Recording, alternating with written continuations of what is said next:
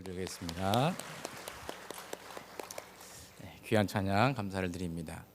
아무리 번개가 번쩍이고 또 땅을 울리는 천둥이 친다 하더라도 그보다 더 크신 하나님의 은혜가 이 시간 우리 모두에게 임할 줄로 믿습니다. 그런 하나님의 은혜를 기대하고 또 사모하는 가운데 크신 하나님의 능력을 경험할 수 있는 저와 여러분들 되시기를 간절히 바랍니다.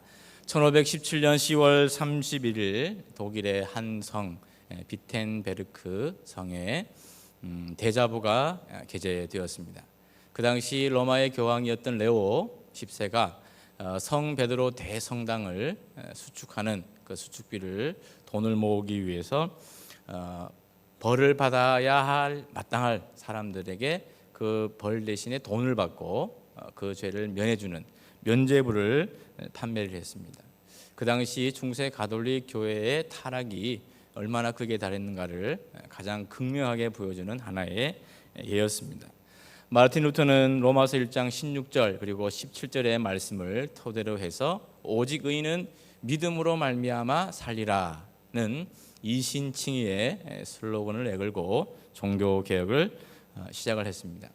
루터가 아무리 성경 말씀을 토대로 하고 또 성경으로 돌아가자, 성경 말씀을 근본으로 삼자라고 그렇게 개혁을 외쳤지만 오랜 기간 동안 중세 가톨릭 교회가 그 유럽 사회를 지배하고 있었기 때문에 호락호락하게 그 루터의 종교 개혁을 지지하거나 동조하지는 않았습니다.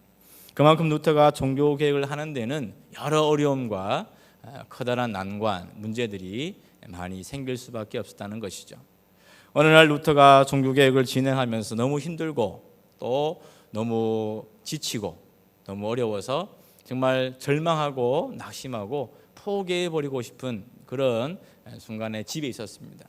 그때 마침 루터의 아내가 상복을 입고 들어왔습니다.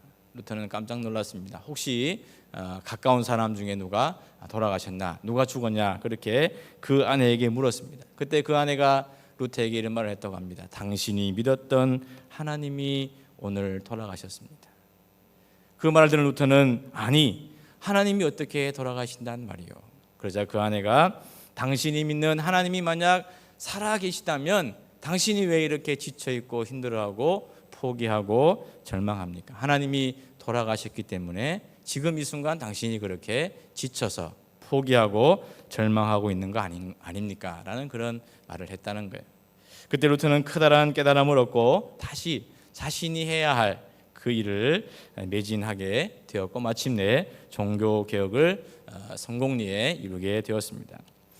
저도 지금까지 걸어온 삶의 여정을 되돌아보면 큰 문제든 아니면 작은 문제든 순간순간 문제가 없었던 적은 한순간도 없었던 것 같습니다. 특별히 자녀에 관해서는 저도 부모의 입장에서 보면 초보인데 정말 자녀의 문제에 관해서만큼은 매 순간이 살얼음판 위를 걷는 것 같습니다.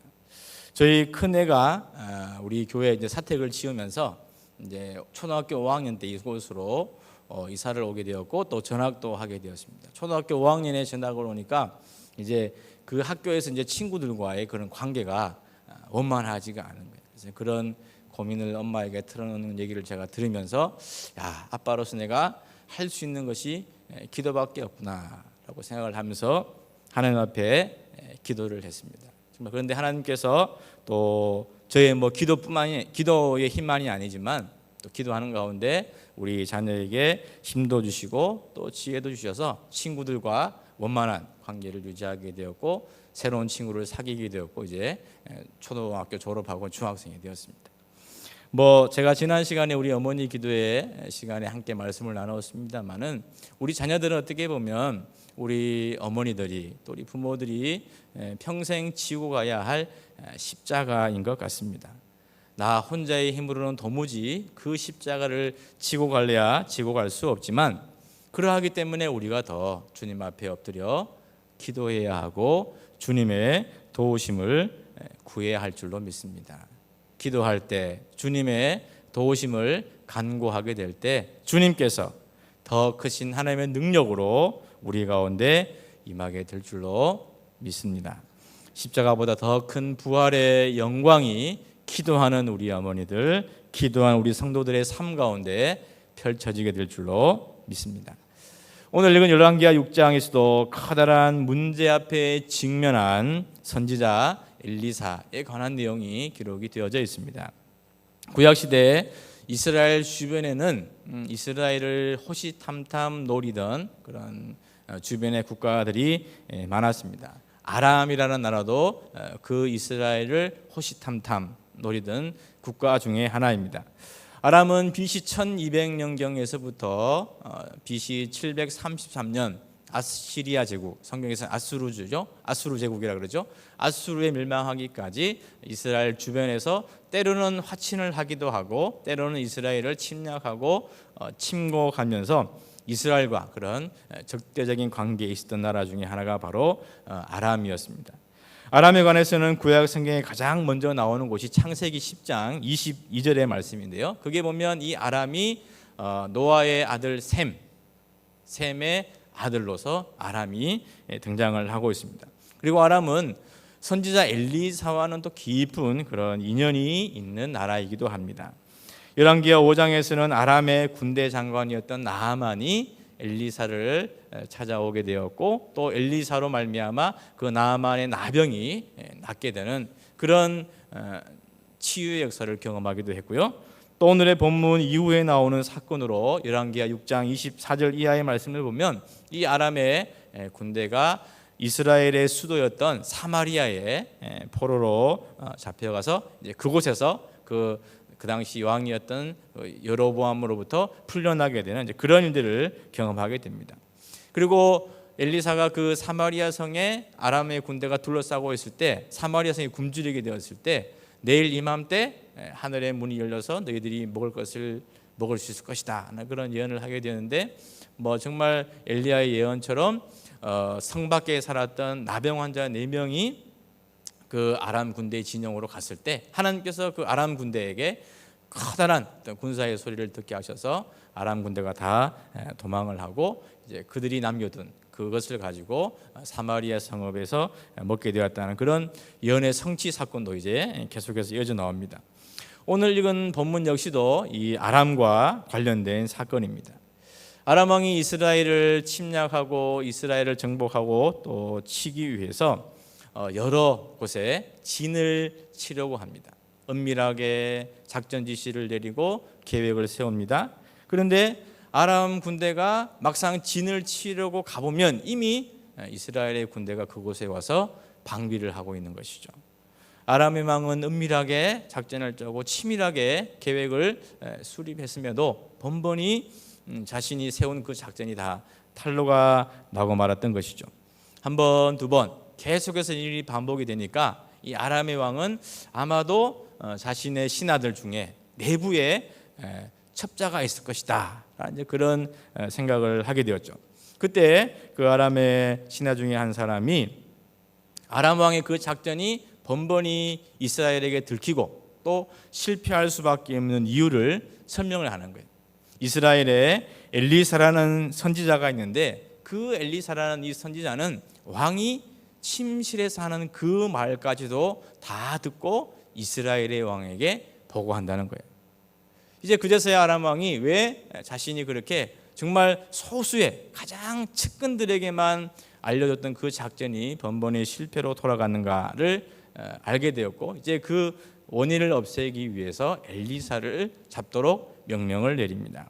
그때 마침 엘리사가 도단이라는 그런 성읍에 있었는데 그 사실을 알게 되고 그곳으로 군대를 파견하게 되는 것으로 오늘의 본문은 시작을 하고 있습니다. 14절의 말씀을 한번 보시면 왕이 이에 말과 병거와 많은 군사를 보내매 그들이 밤에 가서 그 성읍을 에워쌌더라. 근데 여러분 여기다 보면 이 아람 왕이 참 성급하고 어리석은 사람이라는 것을 알 수 있습니다. 엘리사는 군인도 장수도 아닙니다. 그런데 그 무장하지 않은 그 한 사람, 그 한 명 엘리사를 잡기 위해서 말과 병거와 그리고 많은 군사를 보내었다. 그렇게 성경은 기록하고 있죠. 그리고 엘리사가 눈치를 채지 못하기 위해서 밤에 그리고 은밀한 중에 군대를 파견했다라고 그렇게 기록을 하고 있습니다. 그런데 엘리사는 왕이 침실에서 하는 그 말까지도 다 알아채는 그런 하나님의 사람이었다는 것이죠. 그럼 엘리사가 이 왕이 자신을 잡으려고 군대를 보내고 군사를 파견한 것을 몰랐겠습니까? 근데 이 아람 왕은 그냥 자신이 해야 할 그 일에만 몰두하다 보니까 전혀 엘리사가 그 일을 알아챘을 것이라 짐작도 못했다는 것이죠. 자기 입장에서 하는 편협한 생각은 자신도 파멸에 이르게 하지만 궁극적으로는 다른 사람들까지도 멸망에 빠뜨릴 수 있습니다. 우리가 다 읽지는 않았지만 오늘의 본문에 이어서 나오는 말씀을 보면 이 엘리사를 잡기 위해서 파견된 군사들이 나중에는 이스라엘의 포로가 되는 그런 일들을 겪게 됩니다. 아람 왕의 어리석고 성급한 그러한 행동에도 불구하고 그 성읍에 있었던 한 사람, 두려워 떨었던 한 사람이 있습니다. 바로 엘리사의 한 사환이었습니다. 15절의 말씀을 보면 하나님의 사람의 사환이 일찍 일어나서 나가보니 군사와 말과 병거가 성읍을 에워쌌는지라. 그의 사원이 엘리사에게 말하되 내 주여 우리가 어찌하리까. 아람의 왕이 도단으로 군대를 파견한 것을 전혀 몰랐던 이 엘리사의 사환이 이제 그날 하루 일과를 준비하기 위해서 일찍 일어났습니다. 이것저것 준비하려고 성벽에 올라서 문득 바라보니까 수많은 아람의 군대가 말과 병거와 해할 수 없는 수많은 군세가 자신이 머물고 있는 그 도단 성읍을 에워싸고 있는 거예요. 그때 이 사환은 여기서 죽는구나 이제 그런 생각을 하게 되었죠. 자신이 도무지 헤쳐나갈 수 없는 그런 커다란 어려움과 문제에 직면했다는 것을 깨닫게 되었습니다. 그때 사환은 빨리 그 스승인 엘리사에게 달려갑니다. 그리고 내 주여 어찌하리까. 그런 절망의 탄식 소리를 내뱉게 되었습니다. 비단 이 사환만이 아니라 우리들 역시 절망하고 그리고 탄식할 수밖에 없는 그런 일들이 생기게 마련입니다. 우리가 절망하게 되는 이유는 절망적인 현실 또 탄식할 수밖에 없는 상황 때문에 그러합니다. 도저히 뛰어넘을 수 없는 커다란 문제가 우리의 현실 앞에 놓이게 되면 어느 누구나 다 절망하게 되고 탄식하게 됩니다. 제가 성도님들한테 설교할 때 우리가 믿음의 사람으로서 하나님을 믿고 의지하며 절망하지 말고 두려워하지 말고 떨지 말고 담대하십시오 그렇게 설교를 하지만 정작 저도 어려운 현실 또 문제가 제 앞에 놓이게 되면 절망하고 쉽게 좌절하고 쉽게 탄식하는 그런 연약한 사람입니다. 그러나 그보다 더 근본적인 이유는 우리 스스로가 너무나 쉽게 포기해버리고 쉽게 절망해버린다는 것이죠. 제가 어렸을 때 살았던 그 동네 뒷산에는 동굴이 하나 있었습니다. 이제 옛날 어른들은 다 그랬잖아요. 동굴에 가면 범 나온다, 곰 나온다, 뱀 나온다. 그 동굴에 들어가면 영영 못 나온다. 이제 그런 얘기를 하니까 어린 마음에 이제 무서워서 친구들과 이제 산에 가서 놀기는 놀지만 그 동굴에는 가보지도 못하고 근처도 가지도 않는 거예요. 근데 저희 동네 이제 형들이 형들은 이제 중고등학생 되는 형들이죠. 형들은 이제 이미 몸집도 크고 또 이제 그 나이 정도가 되면 굳이 그런 어른들의 말을 다 믿지 않을 때니까 이제 형들이 이제 그 동굴에 들어갔다가 나온 거예요. 그러면서 이제 우리들한테 하는 말이 뭐냐면 야 들어가 보니까 별거 없더라. 그냥 너무 시시해 아무것도 아니라는 거예요. 근데 저희들은 어린 마음에 그 형들이 그렇게 말을 했음에도 두렵고 떨리는 거죠. 그리고 한참 저희들도 이제 그 형들만큼 나이가 되었을 때 초등학교 고학년 또는 중학생 정도 되었을 때 이제 친구들과 함께 후레쉬 챙겨 들고 막대기 하나 들고 이제 그 동굴에 들어가 보았습니다. 근데 정말 아무것도 없는 거예요. 우리가 이렇게 두려워하고 떨 만큼 범이 나오는 것도 아니고 곰이 나오는 것도 아니고 뱀이 나오는 것도 아니고 그냥 동굴이었다는 거죠. 그냥 그곳에서 그냥 울리는 소리만 그렇게 지르다가 나온 기억이 있습니다. 어쩌면 우리 모습이 이럴 수 있다는 거예요. 문제 그 자체보다도 이미 두려워, 난 할 수 없어, 절망적이야, 안 돼, 저 문제는, 저 동굴은 너무 무섭고 떨리는 곳이야, 그렇게 스스로가 포기하고 절망해 버린다는 것이죠. 가나안 땅으로 정탐을 떠난 12명의 정탐꾼들이 가나안 땅으로부터 돌아왔습니다. 그들의 공통된 보고는 이랬습니다. 젖과 꿀이 흐르는 땅입니다. 즉 하나님의 조상적으로부터 내려온 그 말씀이 틀리지 않았다는 거예요. 그런데 여호수아와 갈렙은 젖과 꿀이 흐르는 땅이기 때문에 하나님을 의지해서 함께 하시는 그 하나님 믿고 우리가 올라가자, 그렇게 말을 했지만, 다른 10명은 비록 젖과 꿀이 흐르는 땅은 맞기는 맞는데 우리가 그 사람들을 보니까 도저히 이길 수 없다는 거예요. 그 사람들은 크고 장대하고 우리는 메뚜기처럼 그렇게 보잘것없고 연약하다, 그렇게 말을 했다는 거죠. 10명의 정탐꾼들과 이스라엘 백성들은 해보지도 않고 들어가 보지도 않고 지레 겁을 먹고 스스로를 메뚜기처럼 여기고 그렇게 좌절하고 낙심했다는 것이죠. 그런데 이 10명의 정탐꾼들 그리고 그들의 동조했던 이스라엘 백성들이 이때 했었던 그 판단이 얼마나 잘못된 판단이었나, 얼마나 어리석은 판단이었나를 나중에 가나안 땅에 살았던 한 여인의 고백으로 드러나게 됩니다. 여호수아 2장 10절과 11절의 말씀, 이는 너희가 애굽에서 나올 때 여호와께서 너희 앞에서 홍해물을 마르게 하신 일과 너희가 요단 저쪽에 있는 아모리 사람의 두 왕 시혼과 옥에게 행하신 일 곧 그들을 전멸시킨 일을 우리가 들었음이니라. 우리가 듣자 곧 마음이 녹았고 너희로 말미암아 사람이 정신을 잃었나니 너희의 하나님 여호와는 위로는 하늘에서 또 아래로는 땅에서도 하나님이시니라. 이 말씀은 여호수아가 여리고 성으로 보낸 그 2명의 정탐꾼을 숨겨준 기생 라합의 고백입니다. 10절의 말씀을 보면 이스라엘 백성들이 애굽에서 나올 때에 여호와께서 홍해물을 마르게 하신 일과 요단 저쪽의 두 왕을 전멸시킨 일을 듣고 11절에 보니까 가나안 땅에 살고 있었던 사람들의 마음이 녹았다, 그렇게 기록을 하고 있는 거예요. 옛날 성경에서는 간담이 녹았다, 그렇게 기록을 하고 있습니다. 요단 저쪽의 두 왕을 전멸시킨 일은 12명의 정탐꾼들이 돌아와서 보고했던 일보다는 후의 일입니다. 역사적으로 보면, 시간적으로 보면 뒤의 일입니다. 그런데 홍해를 건넌 이 사건은 12명의 정탐꾼 그 사건보다도 시간적으로 보면 앞서는 일입니다. 즉 가나안 땅에 살고 있었던 그 사람들은 하나님께서 홍해를 가르시고 이스라엘 백성들을 인도하여 내신 그 일을 들었을 때, 그 놀라운 역사를 들었을 때 이미 마음이 녹아버렸다는 거예요. 이미 간담이 녹았다는 거예요. 오히려 자신들이 더 두려워 떨었다는 것이죠.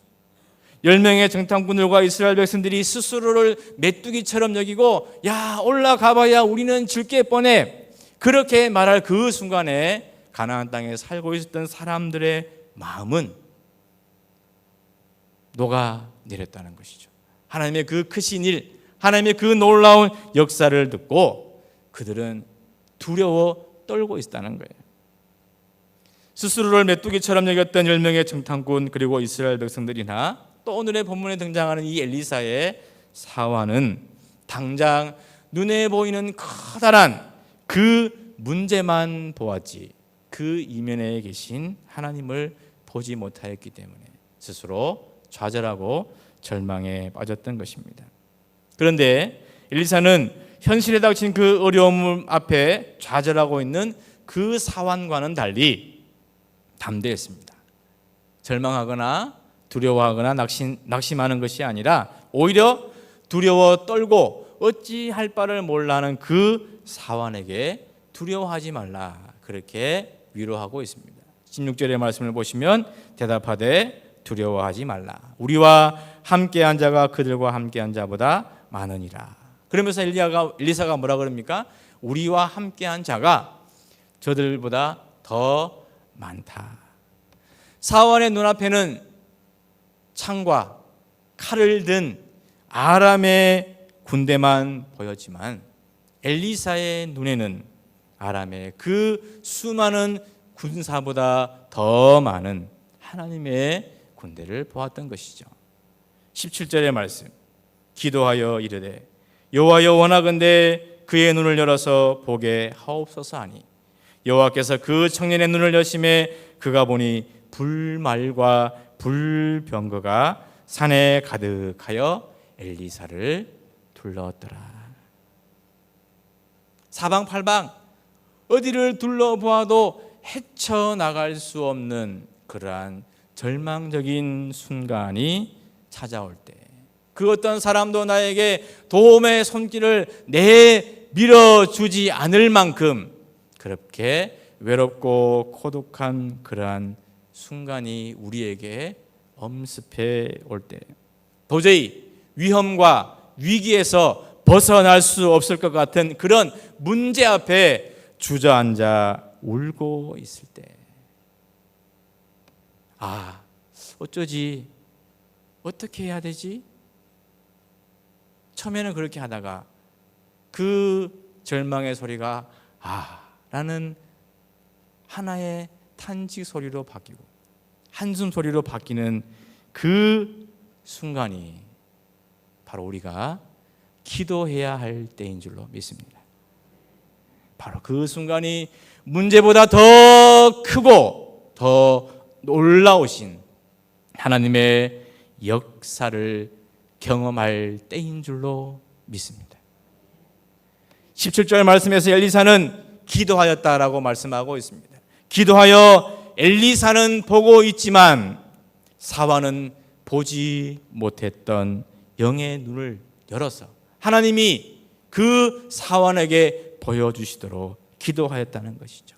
그리고 엘리사가 하나님 앞에 기도했을 때 그 사환의 눈이 열리고 영의 눈이 열리고 마침내 사환은 그 성읍을 에워싸고 있는 수많은 아람의 군대보다 더 많은 하나님의 불말과 불병거가 산을 둘러싸고 엘리사를 둘러싸고 있는 장엄한 광경을 보게 되었습니다. 불말과 불병거는 하나님의 지키심과 보호하심을 의미하는 천상의 군대입니다. 영적인 눈을 열어 보지 못하였을 때는 아람의 군대가 나를 에워싸고 나를 포위하고 있는 것처럼 느껴졌습니다. 그런데 영안이 열렸을 때, 기도하여 영의 세계를 보게 되었을 때는 아람의 군대가 나를 포위한 것이 아니라 오히려 아람의 군대가 하나님의 군대에 의해 포위당했다는 것을 알게 되는 것이죠. 우리가 살아가야 할 이 세상이 너무 커 보인다면 기도하시기를 바랍니다. 내 앞을 가로막고 있는 문제가 도무지 해결할 수 없는 커다란 문제처럼 보인다면 더욱 기도하시기를 축원합니다. 반대로 문제보다 나의 믿음이 너무나 작게 보이고 내가 믿는 주님이 너무나 작게 보이는 그 순간 역시도 기도해야 할 때인 줄로 믿습니다. 왜입니까? 기도해야 비로소 하나님의 크신 능력, 하나님의 크고 은밀한 놀라운 계획을 우리가 바라볼 수 있기 때문입니다. 기도해야지 주님이 얼마나 크고 주님이 얼마나 위대하신 분인가를 우리가 경험할 수 있기 때문입니다. 너는 내게 부르짖으라. 내가 네게 응답하겠고 내가 알지 못하는 크고 은밀한 일을 내게 보이리라. 문제만 보면 문제밖에 안 보이고 세상만 보면 세상밖에 안 보이고 절망만 보면 절망밖에 안 보입니다. 염려와 근심은 뼈와 마음만 상하게 할 뿐입니다. 우리가 사방으로 우겨쌈을 당하여도 쌓이지 아니하며 답답한 일을 당하여도 낙심하지 아니하며, 사도 바울은 고린도후서 4장 8절에서 이렇게 고백하고 있는 거예요. 사방으로 우겨쌈을 당하여도, 애워싸임을 당하고 포위를 당하고 문제에 쌓이고 어려움 가운데 쌓이고 염려와 근심 가운데 쌓이고 답답한 일을 당했지만 결코 쌓이지 않는다는 거예요.